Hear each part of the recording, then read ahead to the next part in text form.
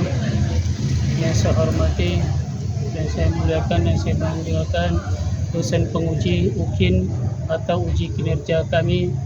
Saya perkenalkan, nama saya Mansur, guru SMK N1 Sarolangun sekaligus mahasiswa PPG 2023. Materi UKIN hari ini yang saya bahas adalah kajian Quran Surah An-Nur dan kajian Surah Al-Isra. Selanjutnya, marilah sama-sama kita mengarahkan kepada video yang sudah saya rekamkan secara luring. Wabillahi taufiq wal hidayah. Wassalamualaikum warahmatullahi wabarakatuh.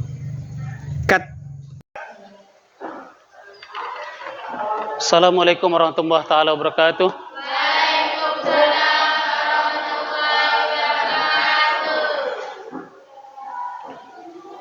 Baiklah anak-anak sekalian, semuanya apakah sehat semua? Sehat. Alhamdulillah. Ya, kalau misalnya belum sehat, kasih tahu belum sehat. Sudah pada sarapan? Benar nih, belum sudah sarapan.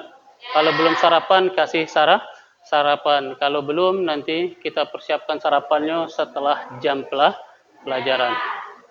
Baiklah anak-anak sekalian berbahagia, selanjutnya saya akan mengajak anda berdoa bersama untuk kegiatan pembelajaran kita hari ini. Sudah bisakah dan siapkah untuk mempelajari pelajaran kita hari ini? Sudah. Selanjutnya marilah kita berdoa bersama yang akan dipimpin oleh Ananda Amelia. Kepada Ananda kami persilahkan. Silakan. Baik, saya persilahkan kepada Ananda Amelia untuk memimpin doa bersama pagi ini.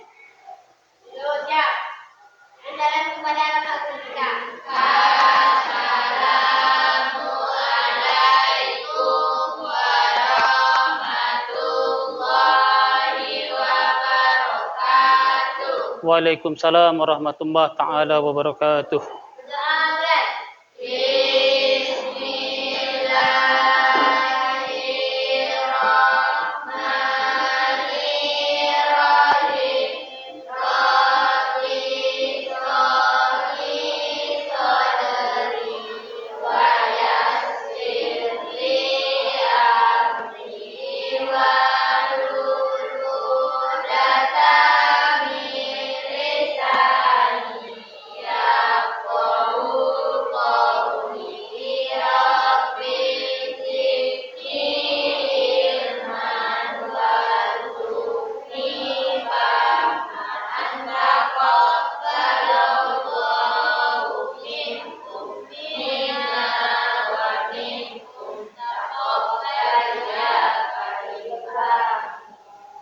Baiklah anak-anak sekalian, setelah kita membaca doa, selanjutnya saya akan memberikan materi kita beberapa minggu yang lalu, yaitu tentang adab berpakaian. Ada adabnya, ada etika, dan ada akhlak. Barangkali ada yang mau menjelaskan atau dijelasin baik? Ada yang mau menjelaskan? Baiklah, saya jelaskan tentang adab dan akhlak pada materi kita sebelumnya.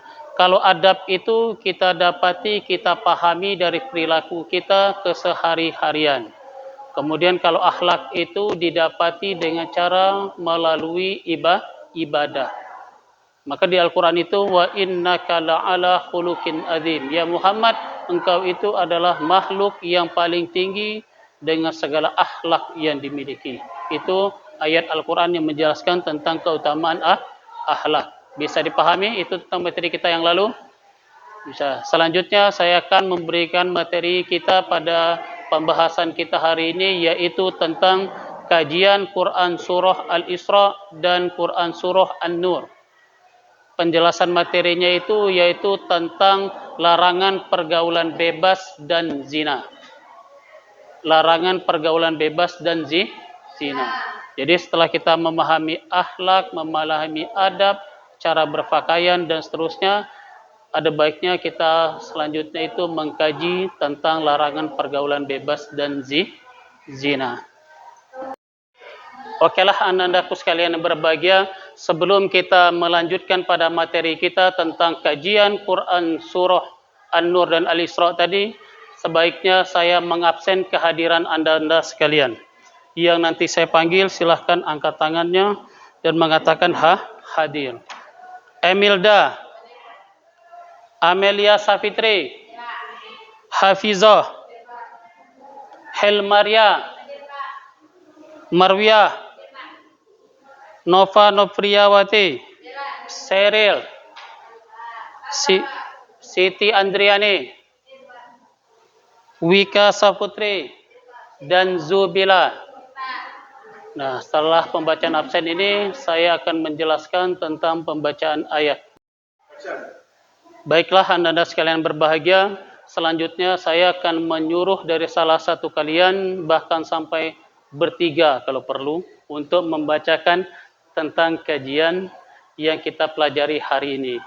Dan selanjutnya, yang pertama, saya persilahkan kepada Ananda Amelia untuk membaca surah tersebut.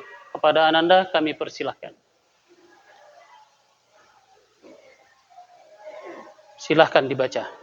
Bismillahirrahmanirrahim. Wala taqrabuz zina innahu kana fahisha wa sa'a sabila. Artinya langsung.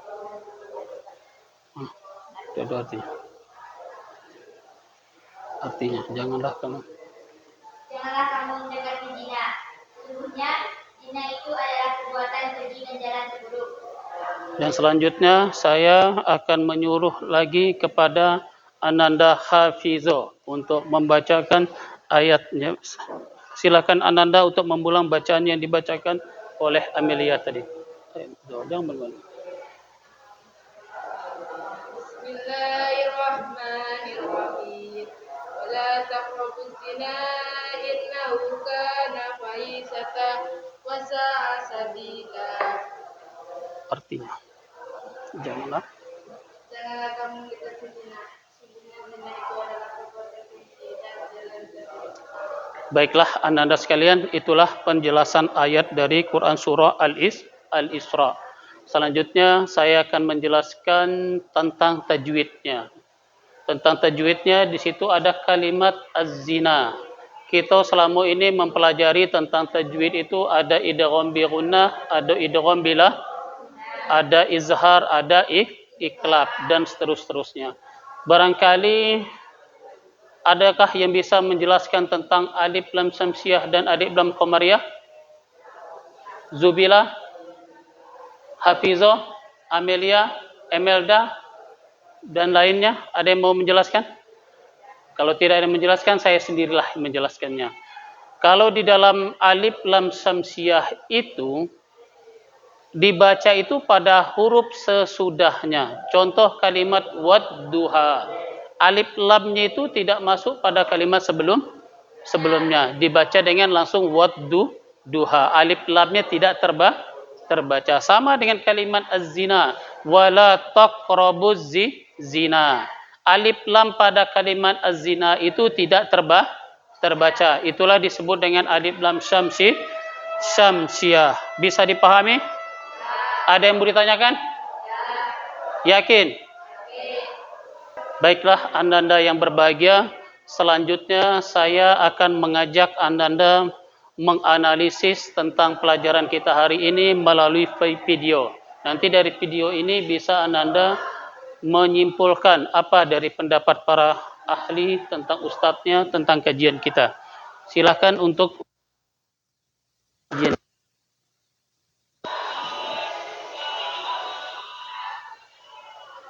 Bisa kedengaran? Bisa kelihatan? Alhamdulillah. Silahkan diperhatikan videonya.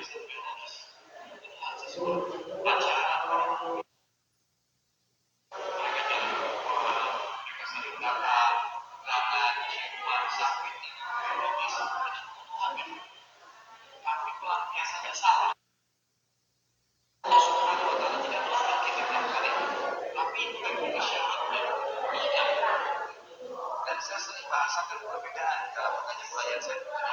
Perbedaan antara zina sama nikah.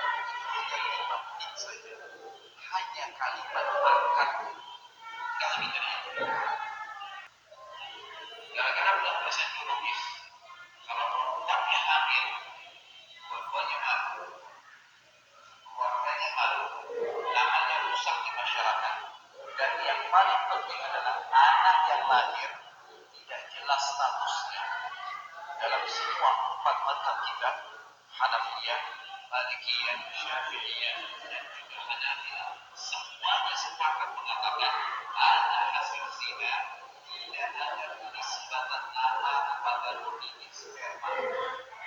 Dan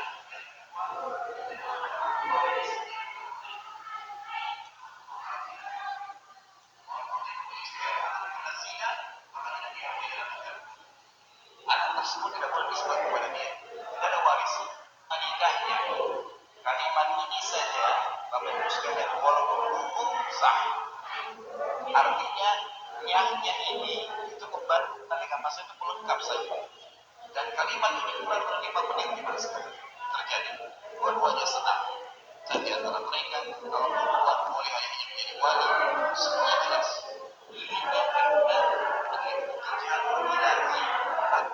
Baiklah Ananda sekalian yang berbahagia, itu adalah video materi kita. Tapi sebelum dianalisis ada beberapa yang bisa saya sampaikan, artinya mendekati saja tidak boleh, apalagi sampai pergaulannya. Dalam video tadi, mendekatnya itu, ya mohon maaf lah, mungkin bisa balik bareng dari sekolah, jalan bareng, minum dan seterusnya, itu sudah hampir mendekati. Paham Marwiyah? Mendekatinya saja dilarang. Tengok ayatnya itu tadi, wala taqrabuz zina, janganlah mendekati perbuatan zina. Perbuatannya aja, apalagi kalau sudah berbuat. Innahu kana fahisyatan, sesungguhnya perbuatan zina itu adalah bagian dari fahisyah jelek. Jadi kalau perbuatan zina saja sudah jelek, yang bisa menutupi perbuatan jelek itu adalah dengan cara sholat. Tahu sholat? Ibadah yang paling gampang itu ada sholat. Kita jadi umat Islam itu, jadi umatnya Nabi Muhammad itu paling enak. Istighfar saja sudah diberikan Allah sebagai ibadah. Membaca kalimat la ilaha illallah jadi ibadah. Bertasbih subhanallah jadi ibadah. Dan seterusnya. Mengaji saja Allah jadikan ibadah. Ngaji itu, Hafizo, tidak saja mengkajinya itu bukannya satu kalimat, tidak. Tapi Allah memberikan kita pahala ganjarannya itu per huruf. Wala taqrabu, wala 1 lam alif 2 menjadi 3. Dikali B3 itu satu hurufnya 10 derajat. Itulah enaknya jadi umat Nabi Muhammad. Bisa dipahami? Jadi tugasnya sekarang saya persilahkan Ananda sekalian untuk menganalisis hasil video yang sudah saya berikan tadi. Kepada Ananda silahkan membuka catatannya untuk menganalisis dari hasil yang sudah saya berikan. Monggo dipersilahkan untuk mempersiapkan catatan.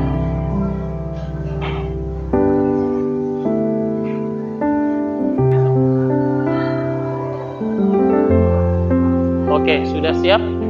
Saya persilakan kepada Ananda untuk menganalisa selama 15 menit. Saya persilahkan. Lanjutkan Ananda sekalian.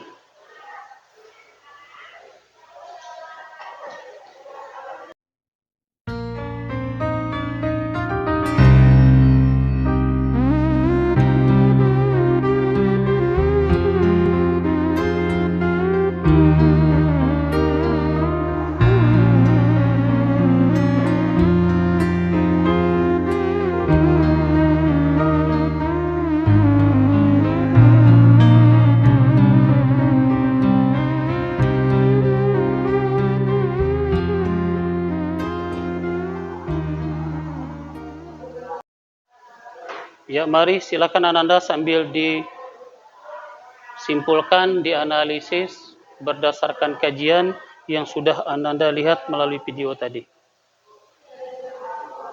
Ananda yang berbahagia, tadi kita sudah melihat video dan saya mempersilahkan Ananda untuk menganalisa hasil video tersebut, dan tugas terakhirnya saya akan memberikan LKPD kepada Ananda sekalian untuk dijawab, kemudian dikumpul barengan dengan menganalisis hasil video tersebut. Bisa dipahami? Bisa. Nanti LKPD-nya silahkan Ananda isi satu persatu berdasarkan nama yang sudah dipersiapkan.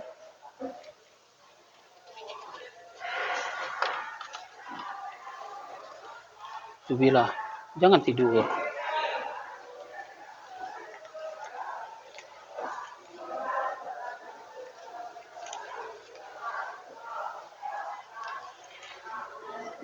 Hah? Pura-pura baik. Ya, pura-pura mengisi. Silahkan Ananda Marwiyah, Ananda Amelia, dan Ananda Ahwa untuk mengerjakan LKPD yang saya berikan. Bisa dipahami? Ya, kalau nak cepat, selesai pula kita pembelajaran kita hari ini. Bisa dipahami Marwiyah? Hafizo? Ayo silakan dikerjakan dalam beberapa menit kemudian. Saya tunggu. Monggo dilanjutkan.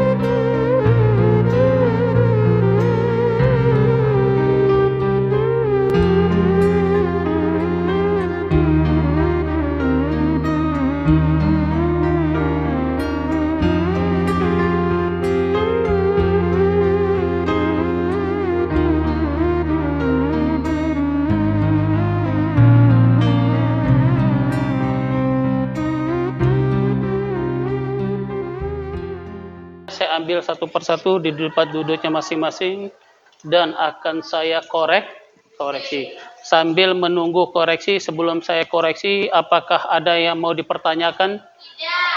Barangkali ada yang dipertanyakan, kalau misalnya sudah menikah berzina juga, apakah itu disebut dengan zina? Zinanya zina. Iya, kalau yang selingkuh, nah itu namanya yang disebut dengan mendekati zina. Mendekatinya saja tidak boleh, apalagi sampai berzina. Nauzubillah. Iya, duduk berdua saja tidak boleh, apalagi mesan ayam geprek berdua. Ya Damel. Ya Hilma. Ada lagi yang mau ditanyakan? Hah? Alhamdulillah, Masya Allah. Barangkali ada yang mau dipertanyakan lagi? Tidak ada. Ingat, ada ayat yang belum kita jelaskan. Saya simpulkan materi kita hari ini itu salah satunya itu adalah di Quran surah Al-Isra, belum. Di situ wala ta'khuzukum bihima ra'fatun fi dinillah. Andaikan orang berzina itu kalian kelihatan, saksinya itu harus 4 orang. Tahu saksinya 4 Tahu sumur? Sumur itu ketika kalian mendereknya itu, menariknya itu, hasil tarikannya itu nampak. Jadi bukan cerita-cerita, wah itu sudah melakukan zina. Sudah melakukan zina, tidak. Tapi kalian itu memang harus nengok. Tahu orang menikah? Orang menikah itu disaksikan orang banyak. Karena tujuannya adalah tujuan baik. Karena baik itu harus ditengok orang banyak. Ingat kamu yang gadis-gadis ini, yang bakal juga akan menikah 10 tahun yang akan datang, 5 tahun yang akan datang, harus bawa wali. Wali. Karena definisinya menikah itu, perempuan itu tidak sah nikah tanpa wali. Karena banyak kita di dusun itu mendengarkan kalau misalnya lari. Lari itu macam mana? Ya dah Hafizoh. Masa lari? Pernah dengar itu Marwiyah? Tuh, ada yang mengatakan penghulu yang mengejarkan dan seterusnya. Paham Zubilah? Tidak ada lari kawin dan nikah lari. Orang menikah lari itu adalah dia lari daripada hakim dan wali beserta saksi. Itulah yang disebut dengan nikah lari yang dipahami oleh orang kita dusun. Baiklah, sambil saya koreksi dulu LKPD dan analisa videonya, sambil Anda membaca buku materi yang saya berikan, sambil saya mengoreksi tugas yang sudah saya kumpulkan dari kalian semuanya. Bisa dipahami?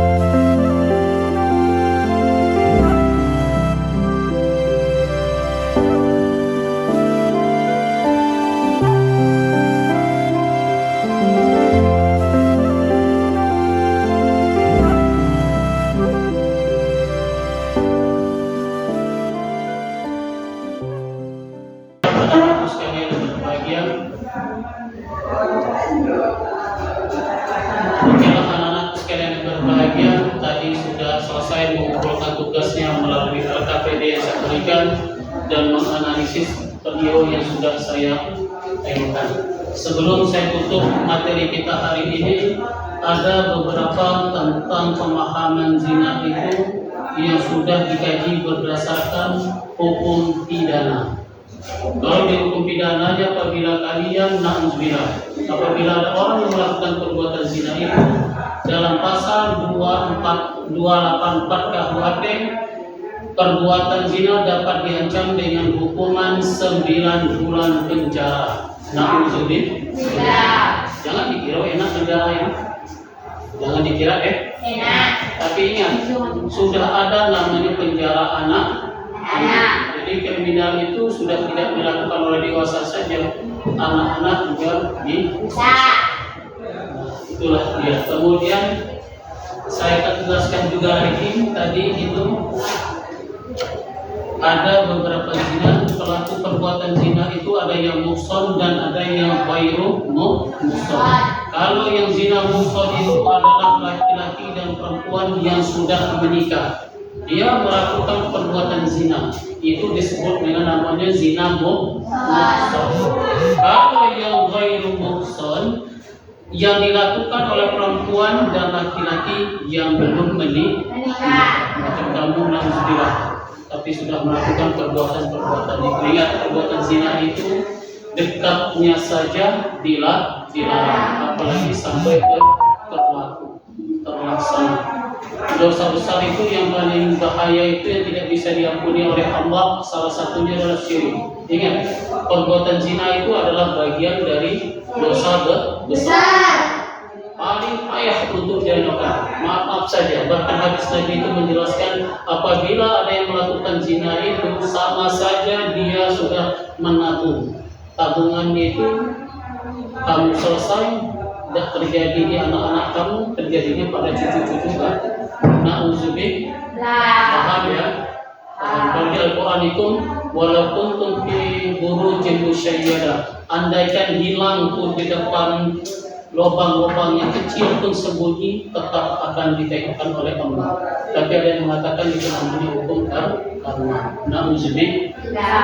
Barangkali sampai di sini ada yang mau dipertanyakan? Tidak. Kalau tidak ada, saya persilakan kepada Ananda Zubila untuk merangkum hasil materi pembelajaran kita hari ini. Silakan kepada Ananda Zubila untuk dibacakan dan agar diperdengarkan oleh kawan-kawan kita semua. Silakan. Quran Surah An-Nur 34:2 mengandung perintah untuk menghukum pelaku zina, baik pezina perempuan maupun pezina laki-laki. Perbuatan zina adalah hubungan badan yang dilakukan oleh seorang laki-laki dan perempuan yang tidak terikat oleh tali pernikahan. Zina ghairu muhsan adalah perbuatan zina yang dilakukan oleh laki-laki atau perempuan yang belum pernah menikah.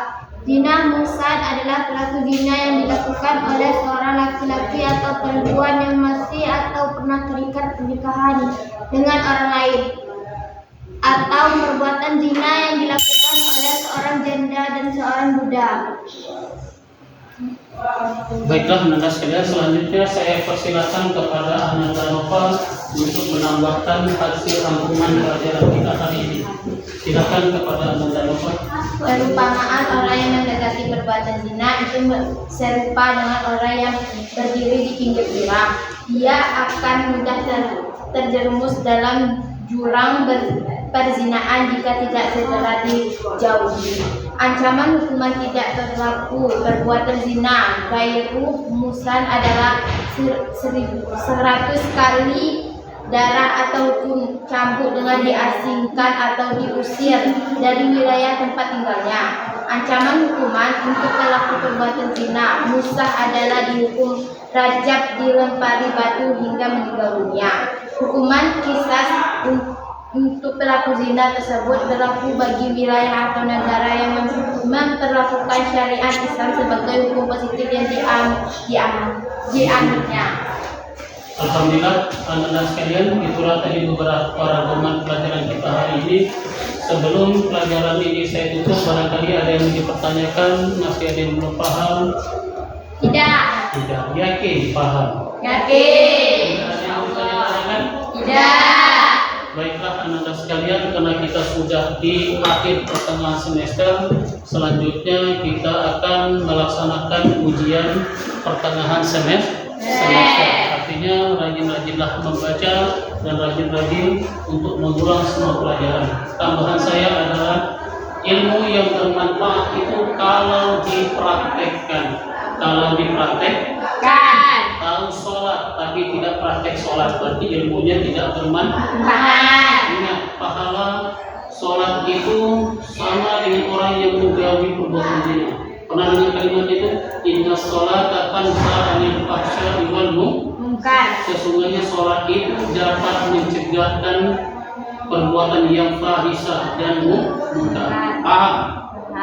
Paham ya? Jadi yang namanya ilmu bermanfaat itu kalau dipraktekkan. Baiklah, Anda sekalian, mudah-mudahan semuanya mendapatkan ilmu yang bermanfaat, tidak ada halang melintang, dan kita tujuannya belajar ini adalah masa depan kita, bahagia buat kita, bahagia buat orang tua dan umat lain. Dan untuk apa belajar kalau tidak ada cita-cita. Paham? Paham. Jadi belajar itu harus dengan niat yang baik. Oh, saya belajar itu niatnya untuk kepentingan saya, kemajuan saya. Saya juga dulu belajarnya sama seperti Bapak Gus kita, Ibu kami kita. Susah kalau belajar itu. Kalau belajar itu enak meriah, semuanya tidak ada orang yang bohong. Pernah dengar kalimat itu? Nasihatnya dari Imam Syafi'i. Kalau seandainya ilmu itu didapatkan dengan cara main-main, maka tidak ada makhluk di bumi ini yang menjadi bohong. Paham? Paham? Jadi no paham? Ya alhamdulillah. Baiklah Ananda, itulah beberapa yang saya sampaikan untuk materi kita berikutnya setelah masuk pada semester kita yang baru, setelah melaksanakan ujian semester dan nanti ada materinya berpokok, rojak dan sebagainya. Untuk itu marilah sama-sama kita tutup materi